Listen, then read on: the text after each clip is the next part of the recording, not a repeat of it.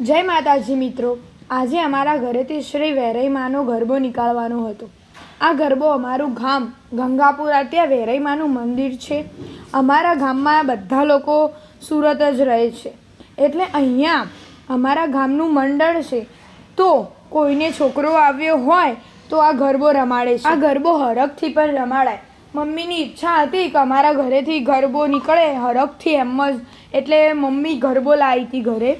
આ ગરબાના ચોઘડિયું જોઈને વધાવો પડે, એટલે આમ તો રાત્રે જ ગરબો રમાડવાનો હતો, પણ ચોઘડિયું 7:15નું હતું, એટલે ચોઘડિયા પ્રમાણે 7:15 5 બહેનોને બોલાવીને આ ગરબાને વધાવ્યું હતું। સામેવાળા માસી, આજુબાજુવાળા માસી આવ્યા હતા। પહેલાંમાં મમ્મીએ 5 ચાલા કર્યા, કંકુના ફૂલ ચડાયા, ચોખા ચડાયા, પછી હાર પહેરાયા અને ગરબાને મસ્ત લાઇટિંગ કરેલી હતી। પછી બાજુવાળા માસીએ પૂજા કરી ગરબાની, પછી સામેવાળા સોનલ માસીએ પૂજા કરી, ભાવના માસીએ પૂજા કરી, એવી રીતે બધાએ પાછે વારાફરતી પૂજા કરી ગરબાની।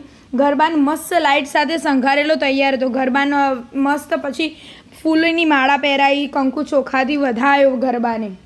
જય માતાજી મિત્રો, અમારી સોસાયટીમાં 9:30 વાગે ગરબા ચાલુ થઈ જાય, 9:30 પોણા 10 જેવું, એટલે 9:30 વાગ્યા એટલે ગરબો લઈને નીચે ચાલ્યા। ગરબાને તો 7:15 વધારી દીધો હતો, એટલે આમાં તો મુહૂર્ત જોવાનું પછી તો હોય જ ના, ખાલી ચાલુ થાય એટલે ગરબો નીચે લઈ જવાનું હોય।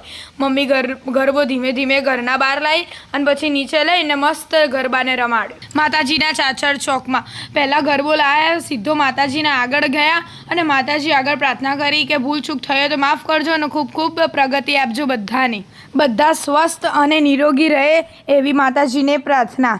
જય માતાજી મિત્રો, જય અંબે, જય વેરાઈ માં।